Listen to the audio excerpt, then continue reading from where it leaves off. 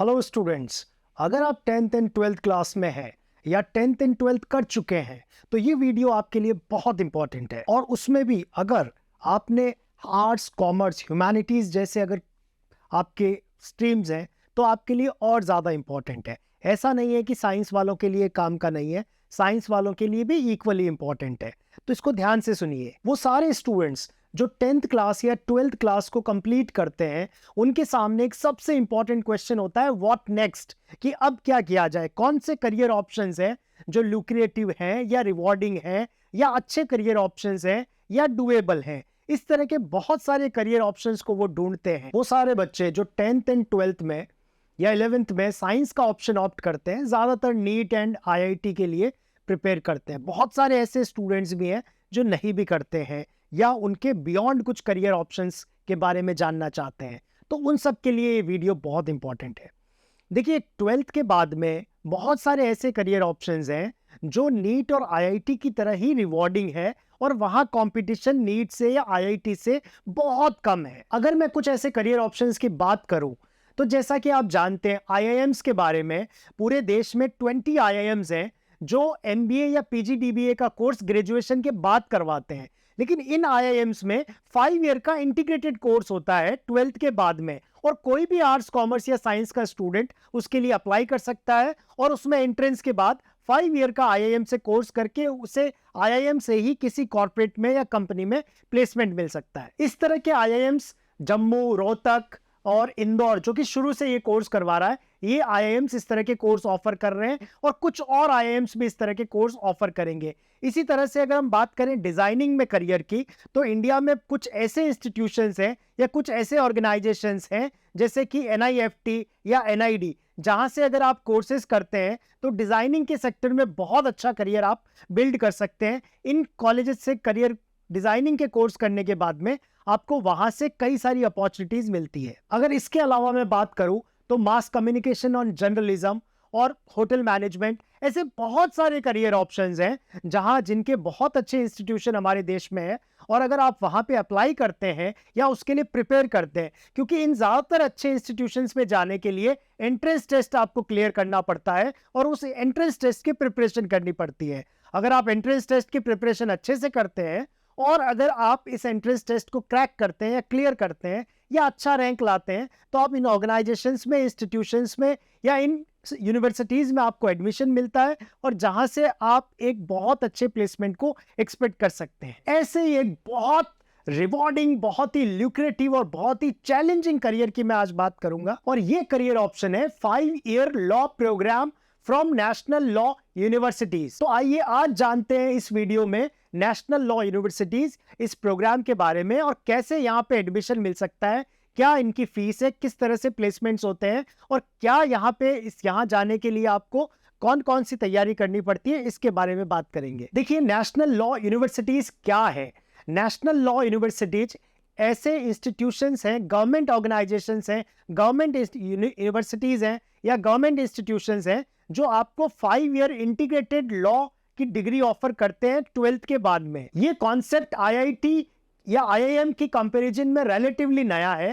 पहला NLU established हुआ था बेंगलोर के अंदर, जिसको हम एनएलएसआईयू बैंगलोर के नाम से जानते हैं, नेशनल लॉ स्कूल बैंगलोर के नाम से जानते हैं। और ये national law school Bangalore establish हुआ था 1987 में। इसके बाद 1997 में एनएलयू भोपाल, जिसे हम एनएलआईयू भोपाल के नाम से जानते हैं, और 1998 के अंदर हैदराबाद नालसार, जिसे हम नालसार के नाम से जानते हैं। ये सारे एनएलयूज हैं, नेशनल लॉ यूनिवर्सिटीज। तो एनएलयू होता क्या है? देखिए, जिस तरह से आप जानते हैं कि ग्रेजुएशन के बाद में आप किसी भी यूनिवर्सिटी से 3 ईयर एलएलबी का कोर्स कर सकते हैं, उसी तरह से ये कॉलेजेस 12th के बाद सीधा 5 ईयर का एलएलबी करवाते हैं, जहां आपके 3 साल के ग्रेजुएशन के आपको नहीं करने पड़ते, तो आप एलएलबी करने के लिए 1 साल बचा लेते हैं। और सरल या अच्छे तरीके से अगर मैं आपको समझाना चाहूं तो जिस तरह से आप इंजीनियरिंग के लिए किसी भी कॉलेज से इंजीनियरिंग कर सकते हैं, इंजीनियरिंग के लिए हमारे देश में हजारों कॉलेजेस हैं, लेकिन फिर भी अगर आप आईआईटी से इंजीनियरिंग करते हैं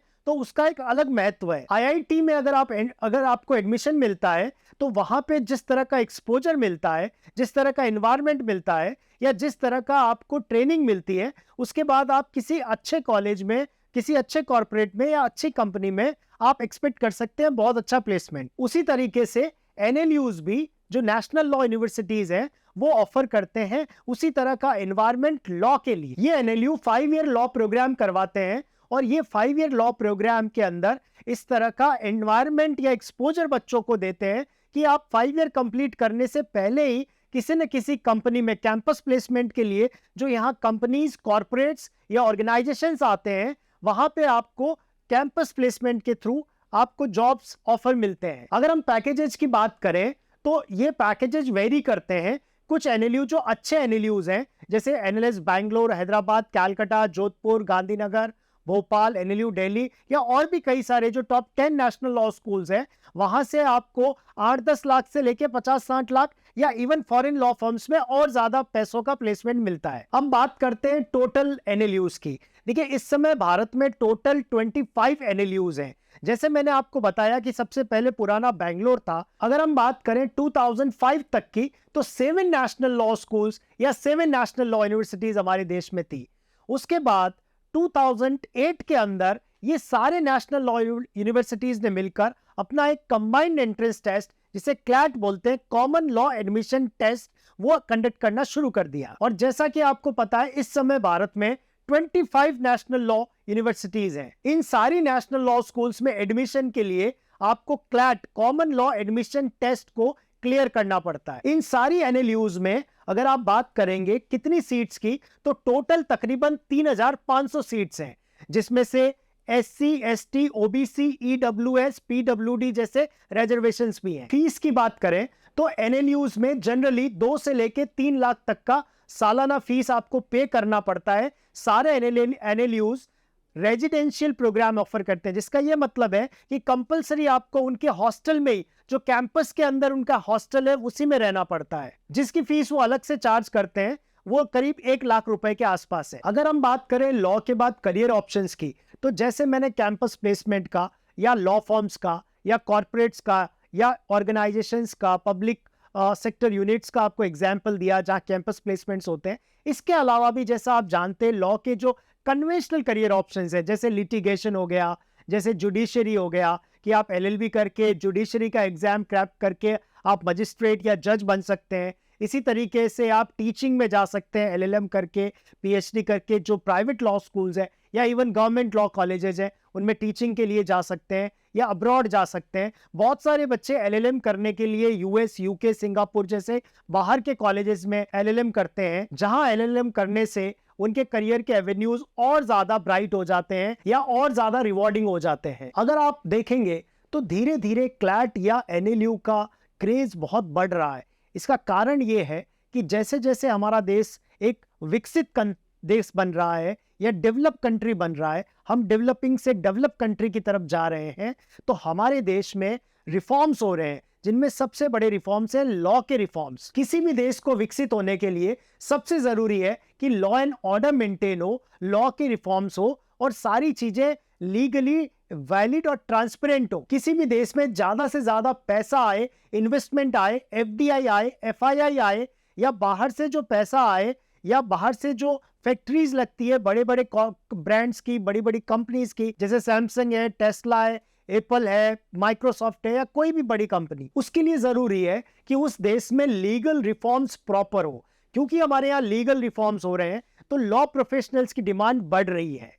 जिस तरह से देश की इकोनॉमी बढ़ रही है, GDP बढ़ रहा है और आर्थिक तरक्की हो रही है, उसके लिए जरूरी है, क्योंकि आप जानते हैं कि जितने भी ट्रेड्स होते हैं, वो ट्रेड्स में बहुत बड़ा रोल होता है डॉक्यूमेंट्स का, और ये सारे डॉक्यूमेंट्स तैयार करते हैं लीगल प्रोफेशनल्स या लॉयर्स। और इस वजह से आप देख रहे हैं कि डे बाय डे कंपनीज में और देश में लॉयर्स के, लॉ प्रोफेशनल्स की डिमांड तेजी से बढ़ रही है। इसके अलावा लॉ के नए नए एरियाज डेवलप हो रहे हैं। जैसे आप बात करेंगे साइबर लॉ की, क्योंकि कुछ चीजें नई डेवलप हुई है, media law, space law, real estate law, security law, बहुत सारे नए लॉज डेवलप हो रहे हैं और अवेयरनेस, जागरूकता जो है वो बहुत तेजी से बढ़ रही है। इस वजह से लॉ का स्कोप भी बढ़ रहा है। हर आदमी जागरूक हो रहा है, अपने लीगल राइट्स को लेकर ज्यादा अवेयर है, ज्यादा अलर्ट है और ज्यादा वोकल है। अगर आप लॉ के सोशल एस्पेक्ट की बात करते हैं तो बड़ा जबरदस्त है। पूरी दुनिया में जितने भी बड़े बड़े चेंज एजेंट्स हुए हैं या जो बड़े बड़े लोग हुए हैं जिन्होंने देशों को आज़ाद करवाया या कोई ना कोई क्रांति वो लेके आए, अगर आप देश हिंदुस्तान की भी बात करेंगे तो महात्मा गांधी, नेहरू, अंबेडकर, ये सारे लोग जिन्होंने हमारी आज़ादी में ज़बरदस्त कंट्रीब्यूशन किया या हमें आज़ाद करवाने में बड़ा रोल प्ले किया, ये सब कहीं ना कहीं लॉ बैकग्राउंड से थे। लॉ आपको एम्पावर करता है और आपके अंदर सेंस ऑफ डिग्निटी को डेवलप करता है, और उसी सेंस या उसी एम्पावरमेंट की वजह से आप खुद के साथ साथ दूसरे लोगों के अन्याय और अत्याचार के खिलाफ भी बोलते हैं और उसके लिए लड़ते हैं और इवेंचुअली ऐसे लोगों को न्याय या जस्टिस दिलाते हैं। अगर आप देखेंगे किसी भी देश में ज्यादातर पॉलिटिशियन या मिनिस्टर्स या प्राइम मिनिस्टर या प्रेसिडेंट वो भी लॉ बैकग्राउंड से होते हैं। अगर आप सबसे पावरफुल या सबसे बड़े देश, बड़े साइज के हिसाब से नहीं कह रहा हूं मैं, लेकिन जो सबसे पावरफुल कंट्री है दुनिया का, अमेरिका, उसके प्रेसिडेंट जो बाइडेन साहब भी लॉयर हैं।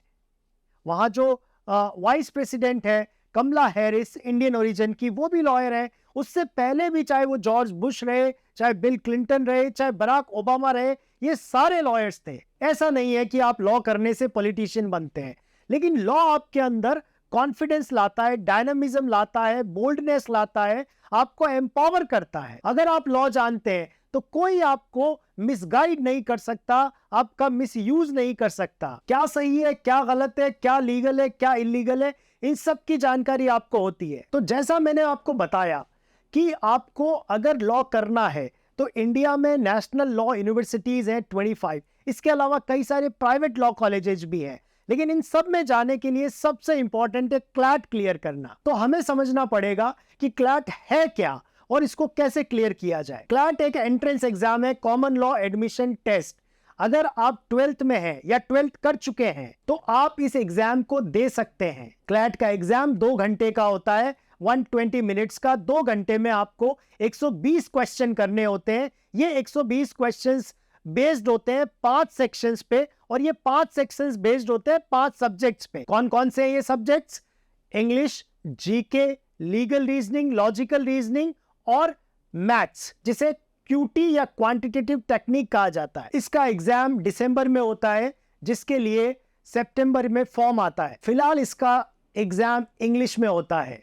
तो आपको, जिन लोगों की भी इंग्लिश ठीक है या जो इंग्लिश पढ़ सकते हैं, उनके लिए ये एक बहुत ही अच्छा ऑप्शन है करियर के लिए। क्लैट की प्रिपरेशन जनरली 11th के साथ शुरू होती है और आप 11th 12th में अपने स्कूल के साथ इसके लिए प्रिपेयर कर सकते हैं। हालांकि बहुत सारे बच्चे 12th के बाद ड्रॉप करके भी इसके लिए प्रिपेयर करते हैं, लेकिन अगर आप 11th के साथ इसकी प्रिपरेशन करते हैं तो आप 2 साल में बेहतर तैयारी कर सकते हैं और ड्रॉप करने का 1 साल भी सेव कर सकते हैं। अगर आप 11th क्लास में आए हैं या आने वाले हैं या आप 12th कर चुके हैं तो क्लैट का ऑप्शंस करियर के लिहाज से बहुत अच्छा है। इसके अलावा अगर आपको आईआईटी या नीट में इंटरेस्ट नहीं है तो उसके बाद आप इसे कंसीडर कर सकते हैं। इसके बारे में और जानकारी के लिए आप लॉ प्रेप ट्यूटोरियल की जो वेबसाइट है, अगर गूगल में सर्च करेंगे लॉ प्रेप ट्यूटोरियल तो आपको वेबसाइट मिलेगी जिसमें आप और अच्छे से इसके बारे में जान सकते हैं।